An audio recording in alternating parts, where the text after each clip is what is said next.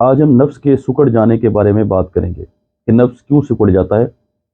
بہت سے لوگوں کی کمپلین ہوتی ہے کہ ہمارا نفس سکڑ گیا ہے، سکڑ کے بے جان ہو گیا ہے، چھوٹا ہو گیا ہے، ہوشیاری بھی ختم ہو گئی ہے، پارٹنر کے ساتھ بیوی کے ساتھ لیٹے رہتے ہیں، ایسے لگتا ہے ساتھ کچھ ہے ہی نہیں، کچھ ہی چھڑا سا بن گیا ہے۔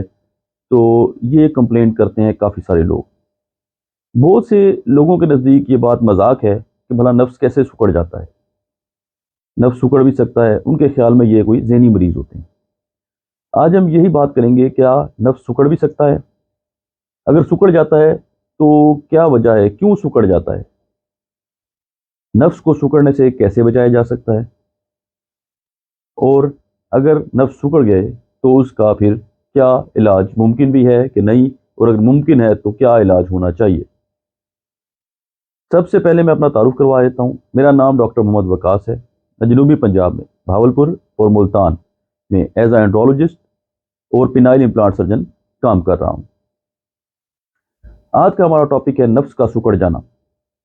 پہلے بھی ہم اس ٹاپک پہ کافی ساری بات کر چکے ہیں کہ نفس کیوں سکڑ جاتا ہے۔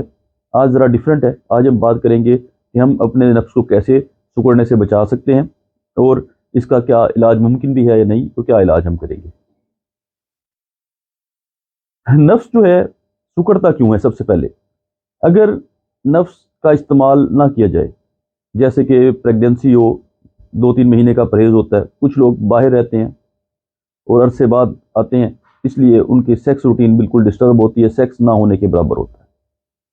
ہوشیاری کی ان کو پہلے ہی تھوڑے بہت مسائل کا سامنا کرنا پڑا ہوتا ہے، زیادہ عرصہ ہوشیاری نہیں آتی، تو جو پینس ہے، جو نفس ہے، اس کے جو پٹھے ہیں وہ آہستہ آہستہ جو ہے اسی روٹین کے عادی ہو جاتے ہیں، ان کی بلڈ سپلائی کم ہو جاتی ہے، کمزور ہو جاتے ہیں، ان میں ہوشیاری آنا ختم ہو جاتی ہے، اور وہ بھول جاتے ہیں کہ ہمیں ہوشیاری بھی آنی تھی، اور وہ آہستہ آہستہ سکڑ کے چھوٹے ہوتے جاتے ہیں، جس کی وجہ سے نفس سکڑ جاتا ہے، بے جان ہو جاتا ہے، چھوٹا ہو جاتا ہے، اور یہ سارے مسائل کا سامنا کرنا پڑتا ہے۔ ہم اپنے نفس کو سکڑنے سے پہلے تو ہم ڈسکس کرتے ہیں کیسے بچا سکتے ہیں۔ سب سے پہلے نفس کو سکڑنے سے بچانے کے ایک طریقے ہیں کہ اپنی روٹین، ہیلتھی روٹین اپنائیں، یعنی کہ ریگولر ورزش کریں، تاکہ ورزش کے دوران کیا ہوتا ہے کہ بلڈ کا فلو ایک دفعہ جسم کے سارے مسلز کو پہنچ جاتا ہے، انکلوڈنگ پینس اور ہر جگہ پہ۔ جب بلڈ کا فلو اچھا پہنچتا ہے تو جو مسلز ہیں وہ سکڑ نہیں پاتے۔ اسی طرح اگر کوئی بیماری ہے، شوگر ہے، بلڈ پریشر ہے، جو کہ خون کی سپلائی کو ڈسٹرب کرتے ہیں، ان کا علاج کروایا جائے۔ متوازن غذا استعمال کی جائے، ڈرائی فروٹس استعمال کیے جائیں، فاسٹ فوڈ، برگر، پیزاز جو کہ خون کو جماتے ہیں اور خون کی بیماریاں پیدا کرتے ہیں، ان سے بچا جائے تاکہ خون کی گردش جو ہے متاثر نہ ہو۔ اسی طرح وزن کم کیا جائے، جو موٹاپا ہے وہ بہت زیادہ رسک فیکٹر ہے نفس کے سکڑنے میں، اور اس سے اوپر چربی بھی آ جاتی ہے، جس کی وجہ سے نفس چھوٹا ہو کے اندر کی طرف چلا جاتا ہے۔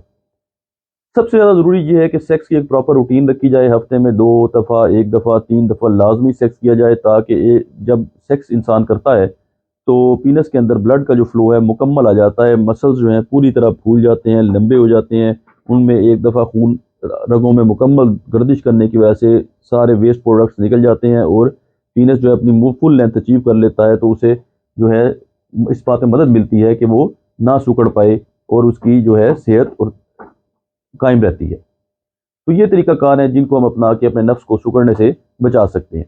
اگر کسی کا شخص کا نفس سکڑ گیا ہے، چھوٹا ہو گیا ہے، تو کیا وہ اپنی اصلی حالت میں واپس آ سکتا ہے؟ ڈپینڈ کرتا ہے کہ اس کو بیماری کتنی ہے۔ اگر تو بیماری شروع میں ہی توجہ کر لی جائے، اگر کسی کا نفس سکڑنا شروع ہوا ہے تو اسے چاہیے کہ فوراً ڈاکٹر سے رجوع کرے۔ کسی کی ہوشیاری کم ہو رہی ہے، اسے چاہیے ڈاکٹر سے رجوع کرے، کیونکہ اگر ہوشیاری کم ہو رہی ہے، نفس سکڑ رہا ہے، تو سٹارٹ پہ اس مسئلے کو پکڑ لیا جائے تو ہوشیاری بھی ٹھیک ہو جاتی ہے، پرمننٹ علاج ہو جاتا ہے دوائیوں سے، اور نفس کا سکڑنا بھی رک جاتا ہے، ختم ہو جاتا ہے، اور نفس کا سائز بھی پراپر ہو جاتا ہے۔ اس لیے اس مسئلے کو اتنا لائٹ نہیں لینا چاہیے۔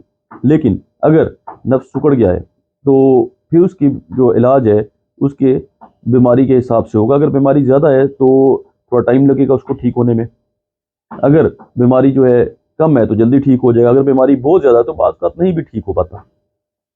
نفس کا سکڑنا اور ہوشیاری کا نہ آنا دونوں برابر برابر چلتے ہیں، یعنی کہ اگر کسی کو ہوشیاری نہیں آ رہی تو اس کا نفس سکڑ جائے گا، اور اگر کسی کا نفس سکڑ رہا ہے تو اس کا مطلب اس کی ہوشیاری بھی کم ہو رہی ہے، تو یہ دونوں مسائل اکٹھے چلتے ہیں۔ اس لیے جب اگر کسی کا نفس سکڑنا ہے، چھوٹا ہو رہا ہے، تو اس کی ہوشیاری بھی کم ہو رہی ہے، تو اس میں نفس کی خون کی سپلائی بہتر کرنے کے لیے دوائیاں دی جاتی ہیں. کھانے والی دوائیاں ہوتی ہیں، مریض استعمال کرتا ہے، اس سے خون کا فلو بہتر ہوتا ہے، ہوشیاری کے مسائل بھی بہتر ہوتے ہیں، اور آہستہ آہستہ نفس جو ہے اپنی اصلی حالت میں کچھ نہ کچھ مینٹین کرنے لگ جاتا ہے. اگر تو بیماری زیادہ ہو گئی ہے، زیادہ سکڑا ہو گیا اور بالکل بھی نفس بے جان ہو گیا، تو پھر نفس میں ٹیکے ہوتے ہیں، وہ لگائے جاتے ہیں. تو ٹیکے جو ہیں اس کے اندر جو خون کی سپلائی ہے اس کو رواں کرتے ہیں. ان ٹیکوں سے یہ ہوتا ہے کہ جو کھانے والی دوائیاں جو پہلے اثر نہیں کر رہی تھی، بعض کا وہ بھی اثر کرنے لگ جاتی ہیں. بعض کا ٹیکوں کے لگنے کے بعد نفس میں ایک دفعہ خون کا فلو آتا ہے تو دوائیوں کی ضرورت ہی نہیں رہتی. اگر بیماری اس سے زیادہ ہے تو پھر بار بار بھی جو ہے انجیکشن لگانے پڑتے ہیں، تو تاکہ جو ہے نفس ایک دفعہ اپنی جو ہے فل لینتھ اچیو کر لے. نفس کے سکڑاؤں میں تھوڑا بہت رول ہو سکتا ہے ویکیوم ڈیوائسز کا، جو لوگ استعمال کرتے ہیں، جو عموماً لکھ بھی دیتے ہیں ویکیوم ڈیوائس، ان کا تھوڑا بہت رول ہوتا ہے. کچھ نہ کچھ وہ اس کو جو ہے نفس کے سائز کو امپروو کرنے میں ویکیوم ڈیوائسز مدد کرتے ہیں. پی شارٹ بھی ایک جدید طریقہ علاج ہے. رزلٹ تو اس کے ابھی پلس مائنس ہیں، لیکن بہت سی اسٹڈیز کہتی ہیں کہ پی شارٹ بھی اس میں ہیلپ کرتی ہے. اسی طرح شاک ویو بھی اس میں خون کی سپلائی بہتر کر کے ہیلپ کر سکتی ہے. تو اگر کوئی شخص جو ہے مردانہ کمزوری، مردانہ بانجھ پن، اسپیشلی نفس کے سکڑ جانے اور اس طرح کے مسائل میں مبتلا ہے، تو اسے چاہیے کہ اپنا ارلی علاج کرائے، کیونکہ جلد ہی ڈاکٹر سے رجوع کرنے سے مسائل حل ہو سکتے ہیں. جو دیر ہوتی جاتی ہے تو یہ مسائل حل کرنا ہمارے لیے بھی مشکل ہوتا رہتا ہے. اپوائنٹمنٹ کا نمبر بھی دیا ہوا ہے، کلینک پہ آ کے بھی وزٹ کیا جا سکتا ہے اور آن لائن بھی اپوائنٹمنٹ کی جا سکتی ہے.